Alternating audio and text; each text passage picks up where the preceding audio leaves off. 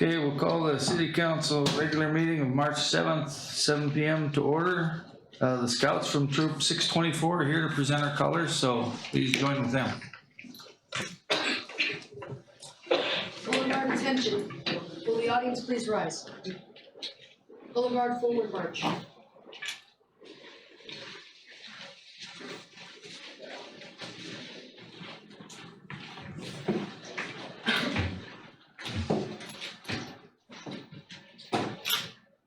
Post the colors.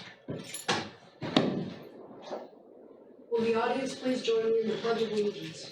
I pledge allegiance to the flag of the United States of America and to the republic for which it stands, one nation, under God, indivisible, with liberty and justice for all. Boulevard dismissed. The audience may be seated.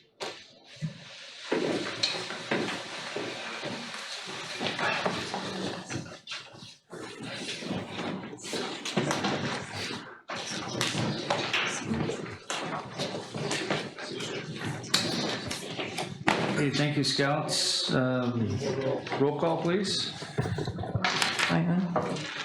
Mayor Copeland is absent. James Burton. Here. Ken Jones. Here. Jeff Gard. He's somewhere in the building. Robert Beadle. Here. Ann Schaefer. Here. David Allison. Here. James Weiss. Here. The quorum of council. Need somebody to approve the regular agenda? Move to approve the regular agenda. Second. Moved and seconded. All those in favor, say aye. Aye. Opposed? Motion carries. Any conflicts of interest to disclose this evening? Seeing none. Communications by and petitions from visitors. We have a guest speaker from Boy Scout Troop 624. So welcome. Come up to the mic, state your name and who you're representing. And Good evening, Council. My name is Jacob Rainey, and I live at 2500 Orca Road. I've been selected as a spokesperson for my Boy Scout Troop 64, many of whom are present here tonight. I would like to talk to you about one of the concerns our troop has.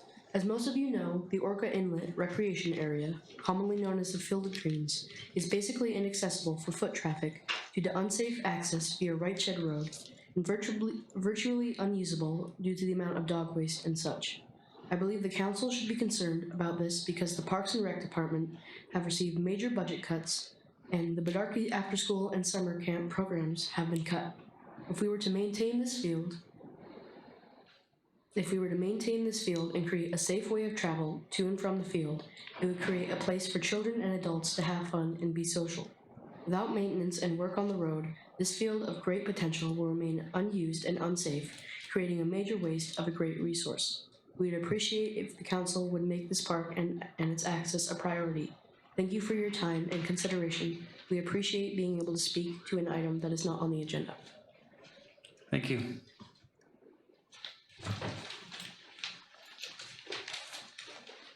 Okay, any other audience comments regarding agenda items? Seeing none, chairpersons, representative boards and commissions, CCMC. Don't see anybody here from there today. School board, you guys want to give a report? Sure, Barb Jo. I just want to. On the mic, go ahead. James can't hear you if you're not on the mic, sorry.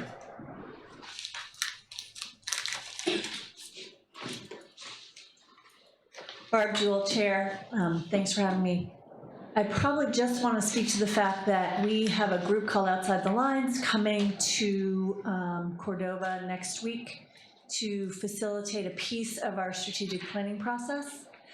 They will be meeting with focus groups on Tuesday. There are a variety of times that are posted both around town and on Facebook and the school district page to meet with different groups to start getting public input about what the community would like to see for the direction of education in Cordova. So we have a session planned with students, we have a session planned with staff, and we have a session planned for the community in the evening. And I would just like to invite anyone who would like to attend to please feel free. It's being held in the city center, so there'll be plenty of room.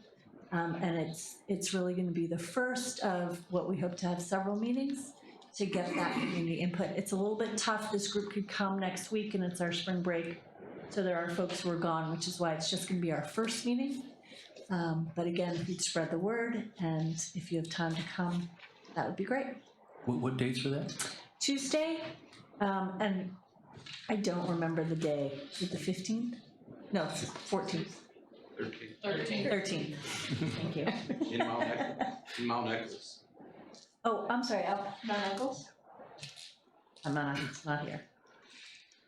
So I think that's the majority. Announcement for tonight. Did I miss anything? Thank you. Student council rep is, I know she's got the bug that's going around, so she's not here, but the basketball teams are in Denana for the district basketball tournaments, and they will be on KLAM. I believe the first game is the boys at 11:30 tomorrow morning. Either 11 or 11:30. Check the radio at 11. And then the girls, I think, play at 3. And then from there, it depends on win or lose. So I wish them well. There might be some other sport things going on as well, but pretty proud of our schools for their work and our activities. So consent calendar is before you.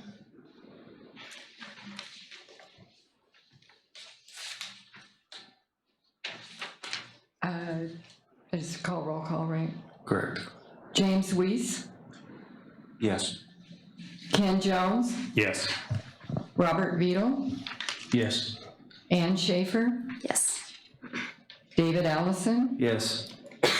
James Burton, Yes. Jeff Gard. Yes. Approval of minutes. Vice Mayor, I move to approve the minutes of February 7th, 2018 council public hearing and council regular meeting. Second. Moved and seconded. Any discussion? Hearing none. All those in favor, say aye. Aye. Opposed? Motion carries. We have no bids. Officers' reports, mayor's report, I don't see any, and he didn't leave me anything special, so we'll move on to the manager's report. Alan?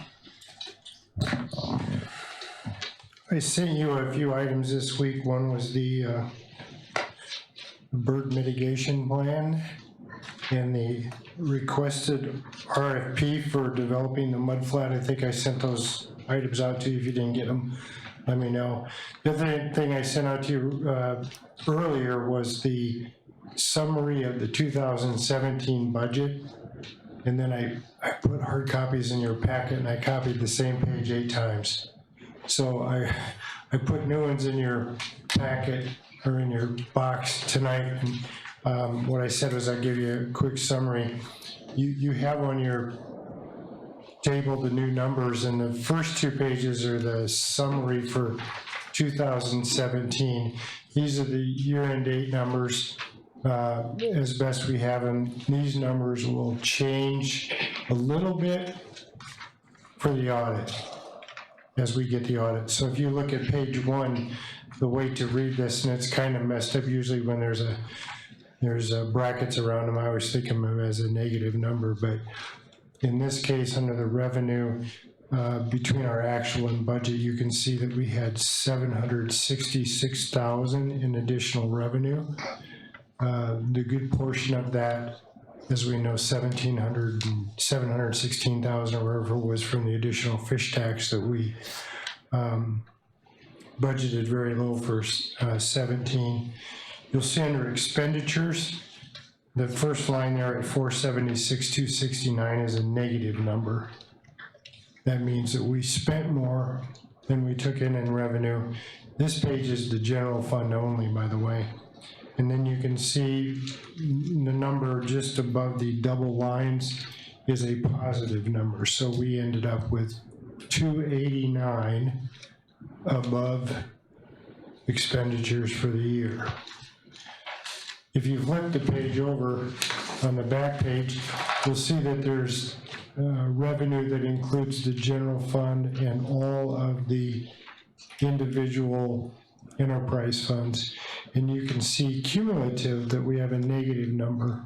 Our revenues were 435 and change short. Our expenditures were above what we'd anticipated. And so the very bottom number of 144 is a net decrease for the whole enterprise, general fund and enterprise funds of $144,000. That's a very basic summary. Now you can go to the next 16 pages, I think, that you have. 19 pages, and those pages are further breakdowns of page 1 and 2 by individual departments, and then funds and the status of any line item that you can see. So just wanted to provide that to you as stated and give you a briefing on it, and feel free to ask any questions. I assume that as we get into strategic planning, and we'll talk more about these budget numbers and revenues and taxes and all of those things, but this is a basic summary. I know you haven't had a lot of time to look at these particular numbers, except for the summary. I would say that overall, I'm a little disappointed. I had hoped that we would end the year, irrespective of the fish tax number, I was hoping that we would end the year pretty close to even.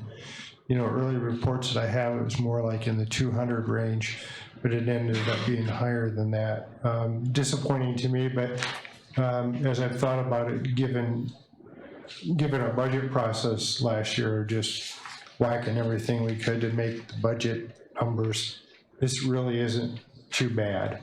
And the line items, if you look at the larger report, if you look at the line items, the overages were in the exact categories that we felt that they would be in. And so I think we're in pretty good shape. I think this demonstrates the validity of the plan moving forward to reach sustainability. Still have more work to do. I think when you see next year's year-end numbers, that we will be much closer. So it's a process, and this was, we didn't even have year one on this. We're in year one right now. So I think it'll look better, but overall, I think it's a pretty healthy financial picture.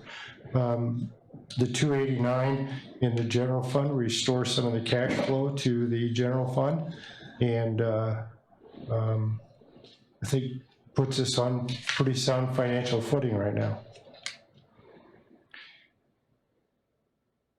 I would also offer that next year in the 2018 budget, our projected revenue is only about $80,000 higher than it was here, because the offset is we're not taking the 876 out of the permanent fund. So our offset is going to be is not there, but so the budget doesn't change substantially in terms of the overall. I think it's 10,374 for next year is what we're operating on, and I'm hoping we'll be pretty close to that.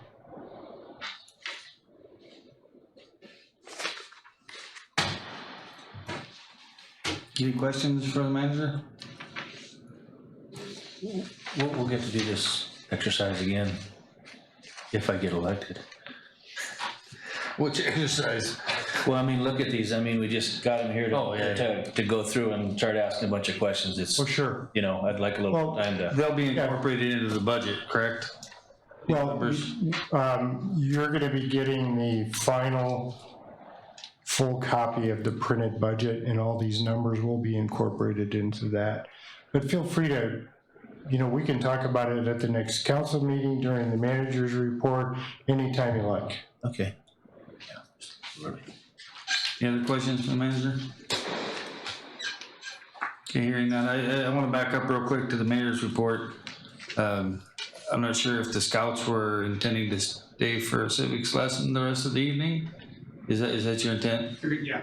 Okay, yes, I can address the questions at this point, or we can wait till pending agenda, which is what I was planning on doing if you're gonna stay. I told them they could stay till 8:30. Okay, Then you get home. okay, if we don't get there by then, I'll address the questions. Heard that, they're doing homework, right? Okay, city clerk's report. Tina? We had the election yesterday, and we had the return the ballots cast at the polls. So there is possibly 70 outstanding ballots yet to be counted. For sure 58. And I think she had like 4 questioned, and then still waiting for some to be mailed in. But people that walked in person and voted, we haven't counted those yet, and we'll be doing that in a week. Okay. And I mailed my assessment notices today, so they are in the mail. And you've got that 30-day appeal period. That's it. Okay, I'm sure we'll be hearing from a few people, I think we might be. as usual this time of year. Okay, any questions for the clerk? Seeing none, then we'll move along to the city attorney's report. Holly? Yes, I have 2 things I want to talk to you guys about, mainly because I'm here and they're a lot easier to discuss in person.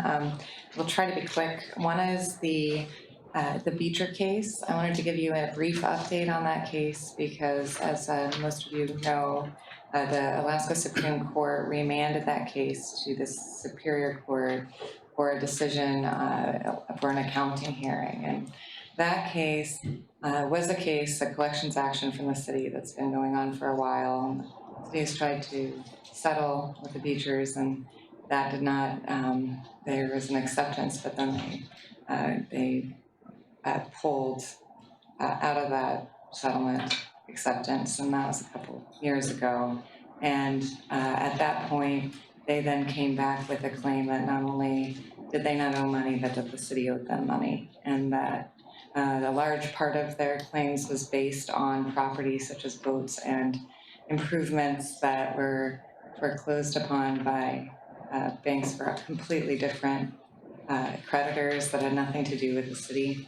And so the city presented that evidence at Superior Court, and that's what I think in part spurred the lower court judge to award attorney's fees and to find that there was no accounting necessary beyond what the city had done. So now where we are is that we will go, in theory, depending on where we go, and we'll be talking to council in much more depth in the future, but we would go back and simply make the accounting and show that in fact these pieces of property have not been taken by the city, and in fact they were taken by other entities. And so that's sort of a brief rundown of where that stands. So you can expect to hear from me on that soon. The other issue I want to talk to you about, this might be a little bit difficult because it'll relate to issues you'll discuss later in your agenda, but it's about your APOC reporting requirements and what it looks like if you decide to advocate for or speak against any of the propositions that will be potentially on the special election ballot that you'll discuss later. And I just want to flag for you that you have the ability to use your own voice on your own time if you're a volunteer for the city, and this doesn't apply to staff, to write a letter to the paper or speak on the radio about your feelings as an individual regarding the initiative or how you see it. Beyond that, and I encourage you to, if you choose to do something like that, just let Alan know so we can make sure, because APOC is a complex regulatory body, and we want to make sure you file properly and disclose properly. But if you want to have a voice, a unified voice as the city, and if you want to inform people as an entity or a governing body, we need to pass an ordinance appropriating funds to do that, even if you're just going to use what you already have, even if the staff time will just be part of the staff time you already pay for, and even if you're just using paper that's already in the cabinet, you would need to say we appropriate $500 or whatever it is. We would register the city with APOC, and then we would make sure that that gets reported properly. So I just wanted to flag it so you're aware that it's there and that you discuss whether or not you want to take that type of role. And that is all I have, unless you have questions for me. Yes. So if we did a town hall meeting, and I don't know so much be advocating one direction or another, but to lay out what the ramifications were for rescinding the taxes or not rescinding the taxes, would that be considered advocating for or against? You know, it's hard to tell, but I would say probably. And the reason why I'm not giving you a clean answer is because APOC is very gray. And so there's been cities that have done what they've considered an informational write-up on the side of a ballot, and it has had pro and con. And yet the APOC found, well, yeah, but the con wasn't as con as the pro was pro, you know? And so you have cities getting sanctioned for that. So I would say in that case, you definitely couldn't have any staff there, because once you have staff there, that's city funds going towards an effort to influence the outcome of an election is what they would look like. So because you can't control the message, and because most of you will have a viewpoint one way or the other, it just takes a few comments more on one side than the other for your work session to be considered a effort to influence the outcome of an election. But you get a lot of freedom out of appropriating, a small amount of funds, or that allows you the freedom to go forward and do that. So, but otherwise it's pretty hard to navigate that. Any other questions for Holly? James on the phone, any questions for Holly? Nope. I guess I might have one question. Go ahead. So if one of us were to ask staff for some, information in order to draft our own letter to the editor, would that be considered using staff time unappropriated? I think so. So Mayor Calander he wanted to do a letter to the paper, and we were really nervous because we were seeing all these cases come down. So we actually wrote for an advisory opinion from APOC for Cordova. And what APOC said was, well, it's totally fine that he's doing this letter because he did not rely on staff time. He did not do it on, from 9 to 5. The mayoral position is volunteer. And so we have that sort of outlined, and that's actually, you guys have a copy of that decision, and it might help, especially because it is actually Cordova.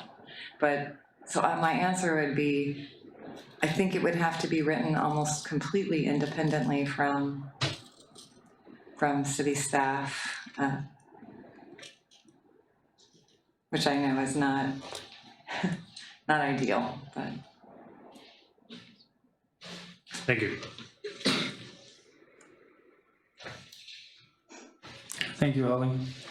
And you're gonna be around for Yes. further discussions later, okay? Okay, moving on into correspondence. What do I call you, neighbor? Councilmember Beagle? Whatever. Either way. I see the pages are turned around. Just kind of clarification for me. I see a letter on Senator Murkowski on City of Cordova letterhead, but it's about electrical. Is this is the city doing something with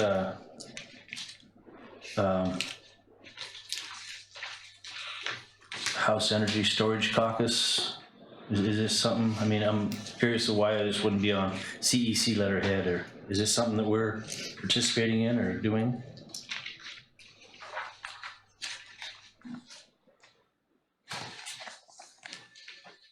Alan, do you know?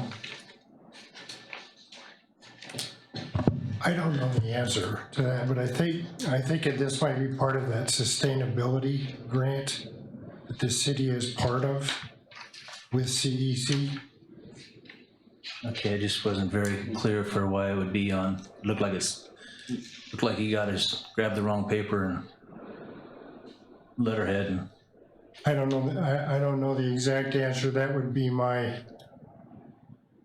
opinion on it, that it would be related to that sustainability grant, because it's part of that, the National Laboratory and Federal Research and Development and those kinds of things. Just making sure we weren't getting obligated to spend some money somewhere. Your obligations to spend money are all approved in the budget and none beyond that. We can be glad to Explain explain that more next meeting. Anything else on the correspondence? If you.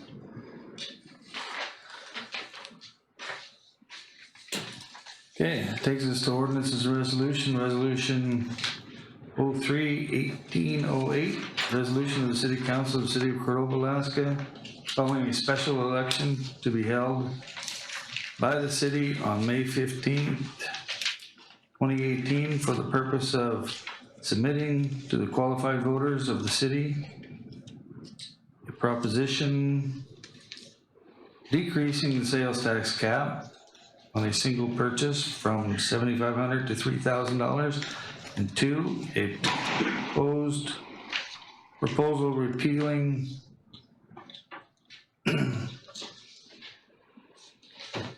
the motor fuel excise tax or motor fuel tax, and 3, a proposition amending the Cordova Municipal Code to prohibit marijuana manufacturing and cultivation facilities,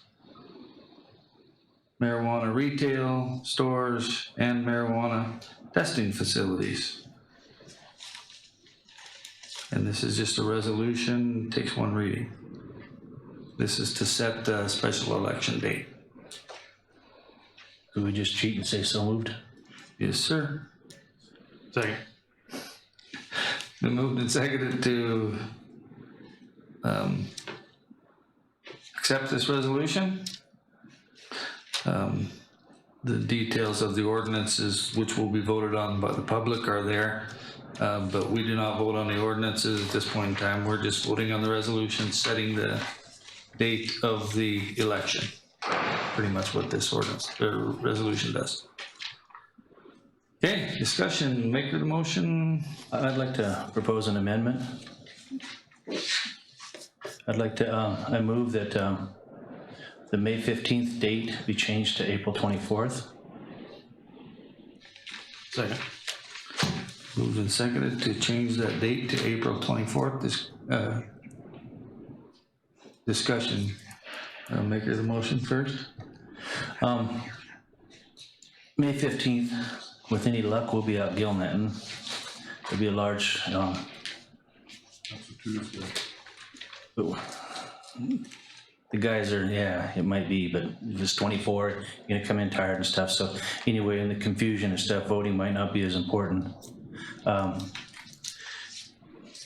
April 24th would be close to a month, 3 weeks earlier. You have a lot of guys coming to town, doing their purchases, picking up their nets. They're gonna just, you know, they'll get stuck with it. We've got letters from the processors on their fuel. If they decide to get fuel elsewhere, it'll cost Shoreside a lot of money. And I mean, we do have a petition. There's 119 reasons, voices that said they want to see it brought to a ballot. And on the marijuana, there's a new business potentially starting up that, you know, they would have to wait another 3 weeks to find out if they need to keep investing money or stop their plans. So in the, we're gonna have it. I think we should do as expeditiously as possible for all concerned, and City Hall would know what to do next. The new business opening up would know what to do next, and we could be moving forward instead of waiting until the fishing season starts. Councilmember Jones. I just concur with the points that Councilmember Beal just brought forward. I'd like to go next. Hang on, we got Holly, Mr. Guard, Schaefer, and then you, James. I just, Okay, we had correspondence from Susan on this already, so. Yeah, I got you. Holly? is that, I'm sorry, did he just say that you had support, like, that Susan Yeah, was okay with? but go ahead. You notice, that's all I wanted to make sure you complied with that you left her time to comply with her publication notice requirements. Sounds like it does, so I'm good. Is it? April 24th, I don't believe does. No, not the April 24th. She was asking for May 15th. Oh, okay. So I think you would definitely want to at least go, I mean, when I look at the dates, I don't think that this is a problem, but I think that just going by the 30 days and some of the publication requirements, but I worry that, you know, that you want to check in with your clerk on that front. So, but unless, Tina, did she give you a sort of drop dead, no earlier than date? Well, she said if it is amended, that she would have to look at it when she comes back, and she might come back with a different date.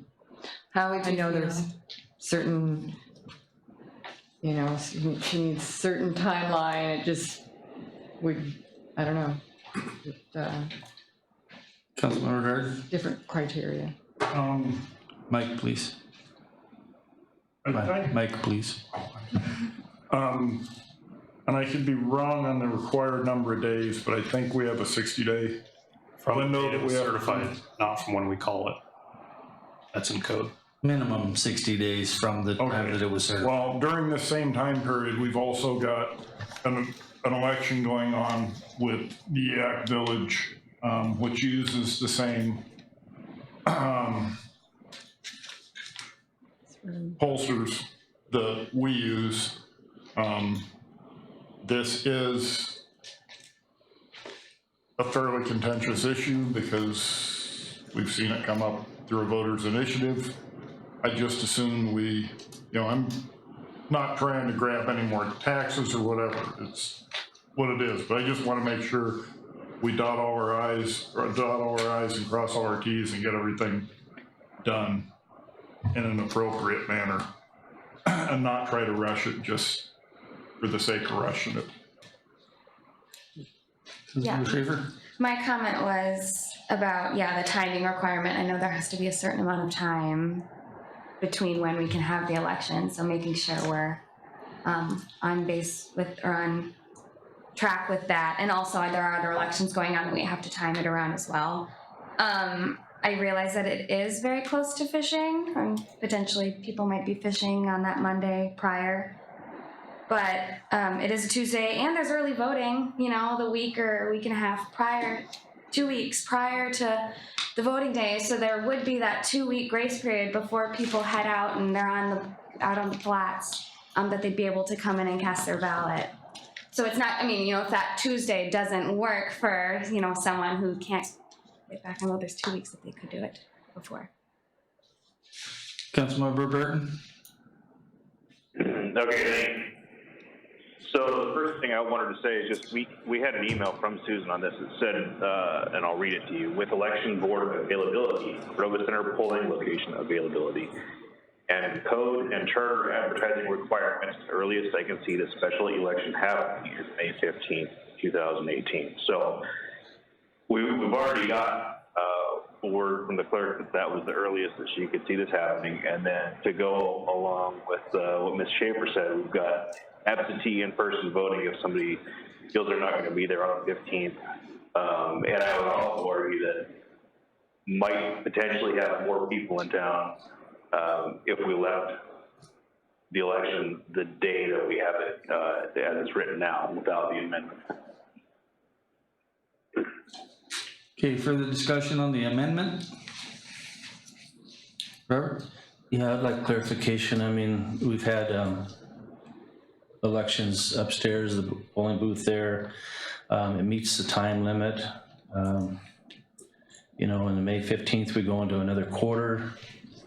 I mean, they're just, I mean, granted, we could all do absentee ballots. It's kind of a pain for me. You gotta come in and sign a bunch of papers and just show your ID, and I have serves coming up then. I have getting ready for gill knitting, and I'm definitely not the only one. So I would like to know, you know, I mean, if 60 days is enough time to post and. Well, and I would say Susan and I talked, so I was misunderstanding. If Susan has said that that is the earliest, I highly recommend you either go with that date, or Cordova's is somewhat unique position, because while there is a statute that gives you a window for a special election, in your charter, you didn't adopt the end of the window.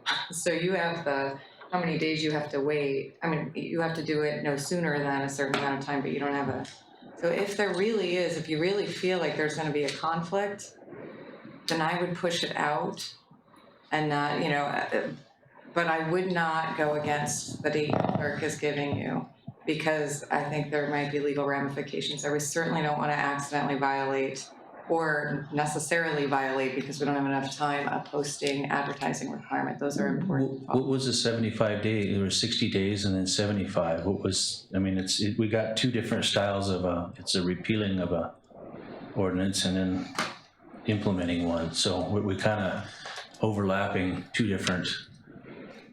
For Cordova, you have a choice to either wait for the next regular election or hold a special election.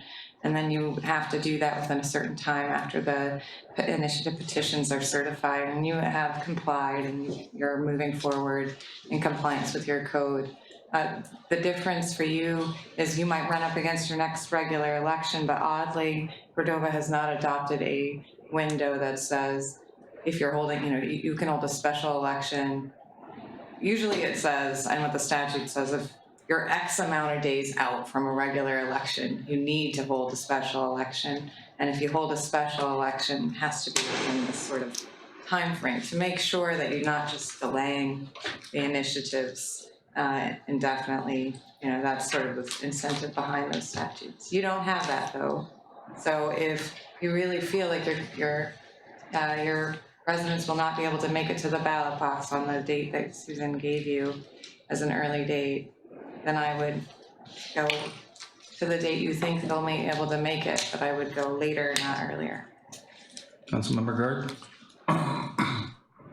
We have a strong recommendation from staff. The reason we have staff is to sit here and support us and make sure, just hold up. Is to sit here and support us and make sure we don't get ourselves in trouble. Elections, you can get yourself in trouble on. APOC stuff, we can get ourselves in trouble on. Nobody's trying to dodge whether or not we're gonna have this election. Everybody's in favor of having the election. But we hire good staff for a reason, and to ignore the recommendations on stuff like this, I do not believe is prudent. Enough said. Okay, I don't think any further discussion is gonna get us any further on this amendment date, so if the clerk could do a roll call on this, please. This is on the amendment, changing the date to April 24th. On the amendment. David Allison, No. Ann Schaefer, No. Jeff Gard, No. Robert Beadle, Yes. James Weiss, No. James Burton, No. Ken Jones. Yes. Amendment fails. Okay, the amendment fails, so we're back to the resolution as read. Any further discussion on the resolution as read? May 15th being the date. Just thanks for the clarification on the Proposition 3. That looks, it seemed a lot more clear to me than it was originally, so thank you for that. Further discussion on that? We can get a roll call one more time on the main motion. On the main motion, James Weiss. On the main motion. Yes. James Burton, Yes. Robert Beadle, Yes. Ann Schaefer, Yes. David Allison, Yes. Ken Jones, Yes. Jeff Gard. Yes. Motion passes. Okay, we have a date for a special election. The clerk will do what needs to be done to get that out there and advertised. No unfinished business, new and miscellaneous business, none on the agenda, so we're on pending agenda and calendar. Anybody need anything put on it? Mr. Vice Mayor? One thing I requested at our last meeting was that RFP be sent out for the developing of the mud flat next to the shipyard. And I was just hoping that now that we've all had a chance to read it and see what they did last time it went out for RFP, if we might be able to have a workshop on that item or just some sort of a discussion at some point about how we want to move forward with that, you know, developing that mud flat. I would like to see it, personally, I'd like to see it put back out for RFP with, you know, a little modified from the language that went out last time to try to attract more, you know, a strategic partner that can develop that land with the city and do a land split. I think we could put that on, you know, depending on how much time we spend with the auditors on the 21st. That's our next meeting. We could put that as an issue on there and perhaps fit it into the agenda somewhere to discuss it. So we'll get it on the 21st. Tony, you're still here. Is the Harbor Commission planning a meeting between now and then? Next Wednesday. Okay. If, I would suggest that you guys discuss the shipyard expansion one more time and send somebody to the, I don't know, everybody fishing maybe. Anyway, if you could come or somebody could attend that workshop to give us the Harbor Commission's input on that shipyard thing. Anything else, James? Yeah, it sounds like from our work session, we'll need to put on discussing a master plan for our waterfront and a way to facilitate land allocation. I think we're gonna be talking about strategic planning, or we're gonna be doing strategic planning update. Can that be incorporated into that, Alan? Well, I think I'd like to start with another session. I thought we were gonna, well, I thought we were gonna start with, yes. Yes, we I mean, can. it was a priority on our previous strategic Yep. plan. Can we? And my mind was racing. Yes, we can put it in that process. Okay, that's what I would suggest. We include that whole thing in the. I need a date in April though, or sometime, end of March. I'm available whenever, so. It's gotta be April, sorry. Mr. Vice Mayor? Yeah. One thing that I would hope when we do go down that rabbit hole is if we could have the information from the 2013 North and Southfield Development Area Planning meetings available for councils to review.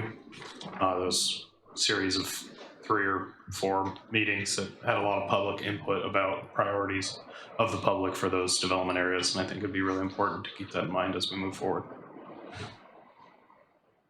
Also, can we get the Parks Commission to look into and give us a recommendation on the Field of Dreams needs, wants, desires there, and also just to to answer the other half of your question was the path out there. I'm not sure if you're aware or not, but the city and the Native Village of Eyak are in partnership with the local contribution to the bike path, road expansion, whatever you want to call it, the state is in the middle of for that from Copper River Highway to the ballpark. So that is in the works. That's still scheduled to be done. Supposedly it's funded. And they're in the process of doing that. So that part will get accomplished. Nothing happens fast and when you involve the government. But it is in the process, and it's well down the line and on the way to becoming a reality. And we can certainly work on cleaning up and making sure that that's kept playable out there. So thank you for your comments as well on that. So anything else for the pending agenda? Tina? We need to certify the election, and March 15th Is a what day? is a Thursday. Like, we've done it at noon in the past. We just need 4 to certify the election results. I'll be out of town. Okay. I will also be unavailable most likely. I'll be out of town, but I'll be available by phone if you need me. Yeah, depending on how the ball team's doing, I may or may not be out of town, but I should be able to call in. I should be available. So, It sounds like you can get enough. Mr. Burton? I'll be able to call in Okay. Noon would be better, or? any times. Just let me know sounds when I need to be Okay, on the all phone. right. Noon Thursday, March 15th. Okay, those candidates that aren't currently on the council that are elected, if you want to come and get sworn in at that same time, the clerk can do that at the same Yes. time, so. Okay, anything else on pending agenda? So we're gonna have another workshop before we do with land development policies and stuff. Yeah, well, That's, council needs to Okay, discuss it, and then certainly, when we do a master plan, everybody that's a commission or a board or interested resident should be involved. Yep. Okay, audience participation. Anything you want to talk about, whether it's on the agenda or not, is open mic time. no singing. Name and address for the record, please. Alex Russin, 209 South 2nd Street, Superintendent of Schools. Couple of points. We just wrapped up our accreditation process. It's a process that happens once every 5 years. And I'm happy to say it looks like we'll continue being accredited as a high school. And we've actually been accredited since 1934. And I was looking through some archives recently and came across the accreditation criteria from 1936, and it has changed quite a bit. But I would be happy to share that at some point in time with you all if you're interested in any historical perspective on schools accreditation. Next, we had one student in the high school who was named a National Merit Scholar finalist, which is quite the accomplishment, and so we're looking forward to learning more about how that process unfolds and wish her well in those endeavors. Is that an advancement from the last time? Peter, like it, she passed in the Right, so criteria? she was announced as a semifinalist and then went through another sort of round of kind of assessment and criteria checking and achievement levels and so forth. And so it's a very small percentage of high school students in the nation that are identified and selected. So we're very happy for her and her family. Can you say her name? Yeah, At least it's the last time. yeah, Corey Pagat. Okay, Yeah. I missed that one. Right. Congratulations. We also had recently our robotics team, which is relatively new in, I guess, in makeup. They recently won the state competition for robotics and are now competing in the Spokane area for the super regional event. So we wish them well. They're either in transit now or are getting ready to gear up for that event. And then lastly, thanks to the efforts of the Science Center, we had 2 teams participate in the Tsunami Bowl in Seward a few weeks ago. And that's part of the larger National Ocean Sciences Bowl event. And the 2 teams did well. One did even better by winning the state competition. And they will be competing in Colorado in the national competition in April. So not only are we happy with the accolades of our sports teams, but of the academic achievements of our students as well. So you all would like to hear that. So thanks for your support. Absolutely, thank you. Congratulations. Anybody else?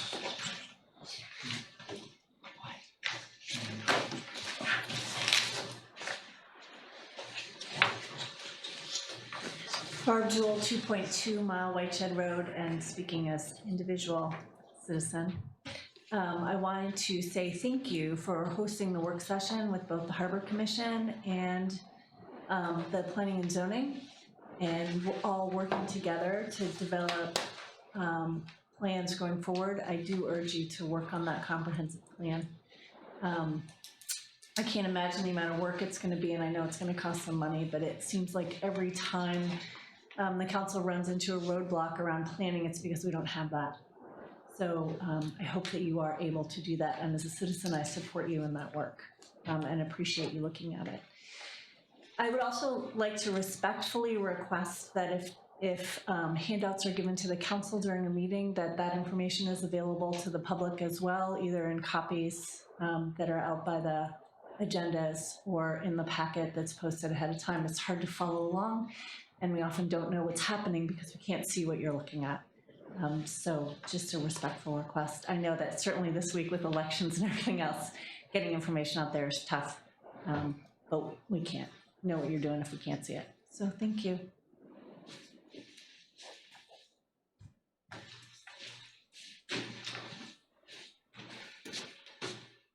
Wendy Rainey, 2500 Orca Road. I'm actually speaking on behalf of Parks and Rec Commission as the chair. We're not having a meeting this month due to travel and personal obligations for our members, but we are having 2 meetings next month, and we're going through our 10-year plan, and the park on Whiteshed Road is going to be looked at next. So we'll probably have a good recommendation from the Park and Rec Commission after one of those 2 meetings next month. Thanks.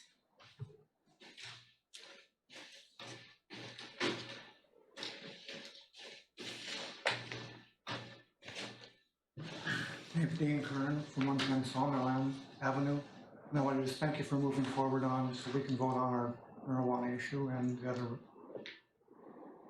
other petitions too. Just wanted to say thank you for moving forward. Thank you.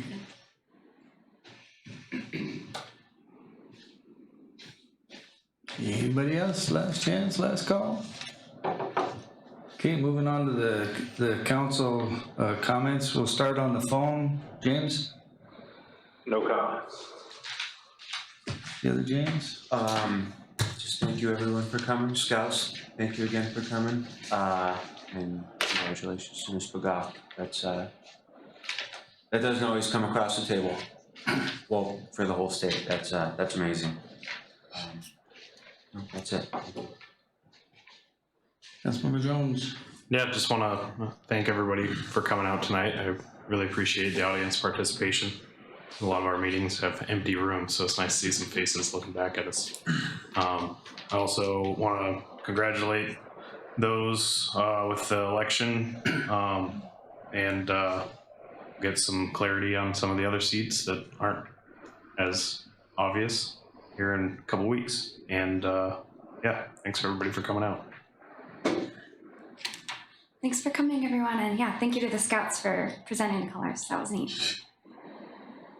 Councilmember Beagle. Yeah, just good to see the Scouts. It's great. My kids grew up being Scouts, and recognize the Scoutmasters. It's good job, thanks. And congrats to the winners of the election. Seat D is a little bit of a nail biter, only 6 there. So we'll see. What was exciting to see is started adding up the numbers of voters, and looked like we had to do a quarter of the voters do the petition thing, whatever. Anyway, it looks like maybe there's more turnout for this election than last election, so good job, people. Keep it up. And thank you. Adjourn. Councilmember Gard? Thanks, everybody, for coming. We all know we get better governance when we have somebody here to point us in the right direction, so thank you for coming and pointing us in the right direction. And I want to know if there's a merit badge for the Boy Scouts for coming and putting up with this abuse for a certain period of time? Yeah, it's part of one of the merit badges. Okay. Thank you very much. Yeah, I too would like to thank everybody for coming out this evening. Thanks, James, for being on the phone with us. Thanks, Scouts, for coming in. It's nice to see you guys out here and doing your civic duty. And actually, thank you for staying through the whole meeting and learning about our process. I thank the clerk and the manager for making the agenda short while Clay is out of town. And thank my co-counselors for the effort that they've put into making it short as well. I would like to congratulate those winners of the election and those that are still up in the air. Thank mostly everybody for putting your names in again to run for the volunteer positions. Even those people that didn't win, keep after it. And but appreciate all the volunteer efforts that people in this community do. I should have mentioned it earlier under the manager's report probably, or somewhere in there anyway, but I'd like to get a report at the next council meeting or shortly thereafter on the maybe from the Parks and Rec and the city on the camper park expansion need.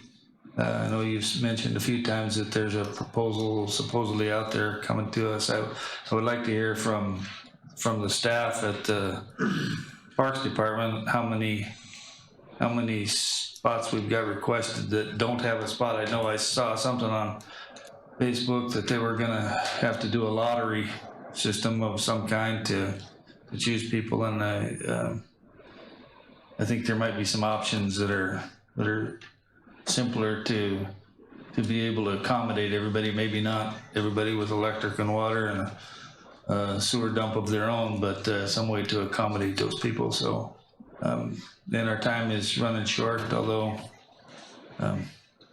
perhaps what we do doesn't need to take months to get done, to just get a simple style expansion out there. So anyway, with that, we got one more item on the agenda. Second. The move and second to adjourn. Anybody object?